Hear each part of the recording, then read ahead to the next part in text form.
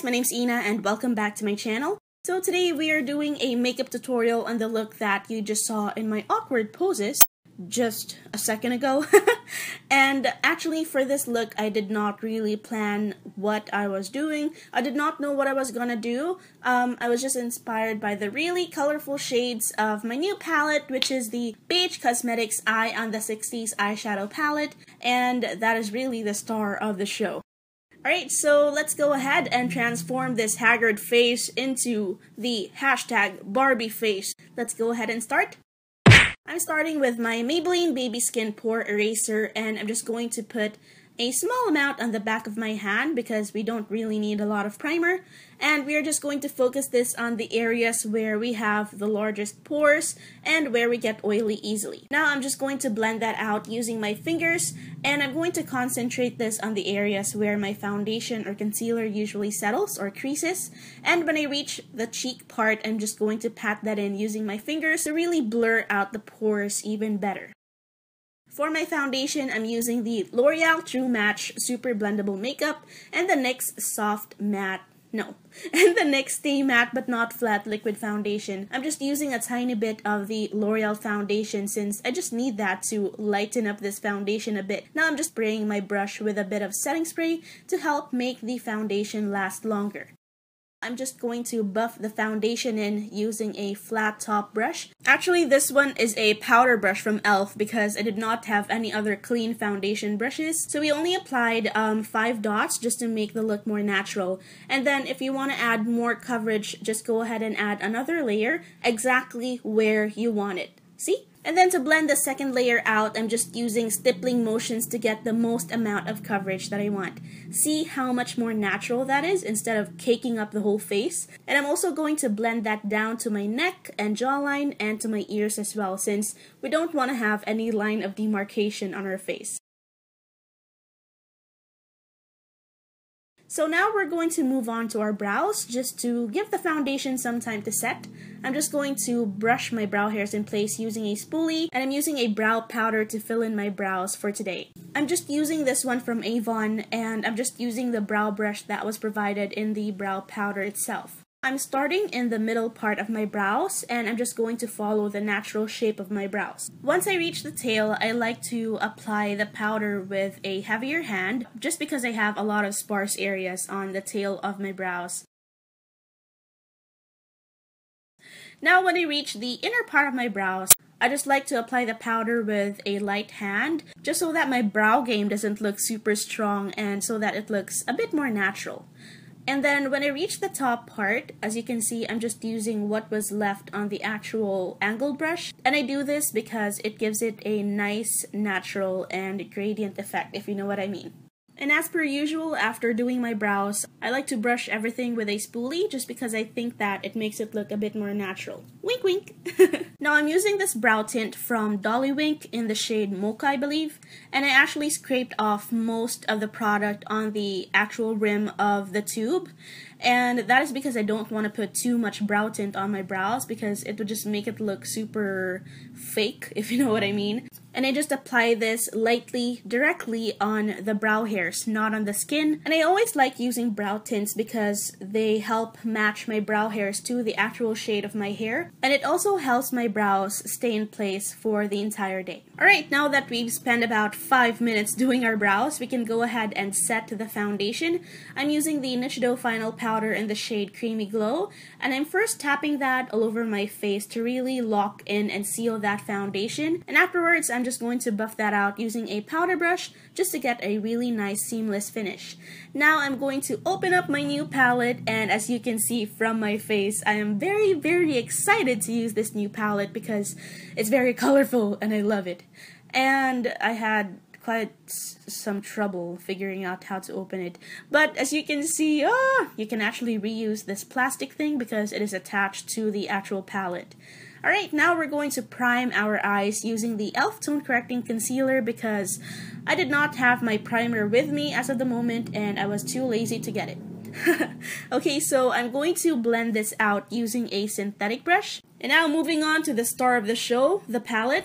I'm taking this matte cream shade and I'm going to put that from the lid up to the brow bone just to set the base that we applied. And then taking this matte coral shade, I'm going to take that on the same big fluffy brush, and this is going to be my transition shade. So I'm applying that all over my upper crease area and really blending that very well just to make it look very seamless and to help make the other shades blend out even better. Moving on, I'm taking this purple shade and I'm applying it on my outer V and on the crease of my eye. And I'm using a smaller blending brush for this one so that we get a more precise application. And I'm actually blending as I go, if you can see. And since I'm OC like that, I like to go over it again using the big fluffy brush that we used initially. Once everything is blended out to your liking, I like to apply a darker brown eyeshadow just to give the eyes more dimension and more depth. And I'm just using the same small blending brush that we used for the lavender shade. I actually just cleaned it off with a towel. And after that, I'm taking the same big fluffy blending brush that we used initially to blend out that last color. And then I'm brushing off all the fallout from the eyeshadows and I'm moving on to my under eye concealer.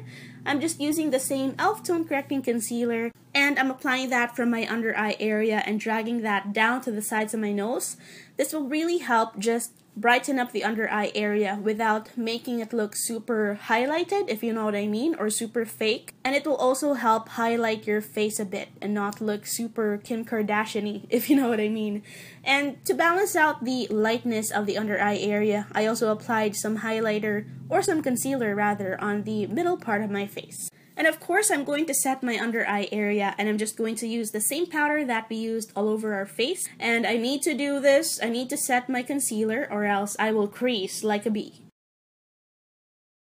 Alright, now going back to this coral shade, I'm going to apply that on my lower lash line and I'm really going to blend that out really well so that it looks very nice and seamless. After that, I'm going to apply the same dark brown shade that we applied on our outer V, and I'm focusing that on the outer corners of my lower lash line, and I'm just blending that out really lightly on the inner corners of my eye. Now taking this matte cream shade, I'm using this as my brow bone highlight. And for my inner corner highlight, I'm using this shimmery white shade from the same palette. I'm so in love with this white shade because it's so nice and shimmery. It has just fine specks of shimmer in it, and it's not too overboard. I just love it. Alright, now taking this coral shade with bits of gold specks of glitter in it, I'm taking that on a flat shader brush, and I'm just applying that on the lid area. And of course, since I am OC like that, I'm just going to blend that very lightly with the big fluffy brush that we have been using this entire time. And now the eyeshadows are done. Yes, yes, yes, go ahead. This deserves an eyeshadow dance. Now for the eyeliner, I'm using my ever favorite San Liquid Eyeliner in black. And actually I had quite a hard time doing my eyeliner today because my eyeliner is kind of old and I really need to get a new one. So please bear with me. It actually took me about 5 minutes to do my eyeliner because it was just super hard to work with it because it was just really dry and tacky and old and disgusting. Alright, now to contour, I'm using the San Single Eyeshadow in the shade Deep Earth Brown as per usual, and I'm just using an angled blush brush for this one. I'm really going to blend that out really well, and I really love using this to contour. As you know, I use this all the time because it's just the perfect shade of a cool brown color. It doesn't look super harsh or super ratchet, and it doesn't make me look muddy, so I love it. I'm using that on my jawline as well to help make it appear sharp and to help diminish the double chin problem that I have. I'm going to contour my nose and I'm just going to use my ring finger for this one, and I'm going to apply a highlight on the center of the nose. I'm using something from the Urban Decay Naked Flush palette in Native. I'm going to use the bronzer from this palette as well, and I'm just going to warm up my face. I'm going to apply that on my cheeks, temples, forehead, jawline, and my neck as well, just to help make everything look balanced. For blush, I'm using the Milani Baked Blush in the shade Dolce Pink, and I'm applying this using the same blush brush that we used for our contour. I just cleaned it off with a towel. And then curling my lashes and applying mascara. I'm using something from Lancome, and it is the Hypno Star Mascara in the shade Noir Midnight.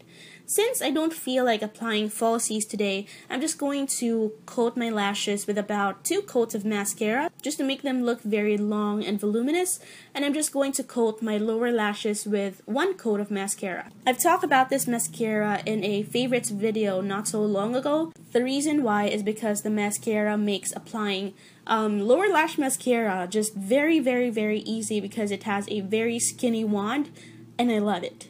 Okay, for lip liner, I'm using something from San, and I believe this was actually the first time that I'm using it on my lips, or on my actual lips, and trust me guys, it's not worth buying it, even if it is only 60 pesos. It's super hard to work with, and it's not that pigmented, not like the brown one that I use all the time. I was just having such a hard time doing this that I actually covered the lens. Do you see? Do you see that? Ugly. Anyway, for lipstick, I'm using Saint Germain from MAC, and I actually covered the lens again, so I just kept showing my lipstick application. Anyway, this is how the final look looks like, and I hope you enjoyed watching. I hope you found this video helpful. If you did, don't forget to give me a thumbs up and subscribe to my channel to see more videos. I love you guys, thank you so much for watching, and I hope to see you in the next one. Mwah!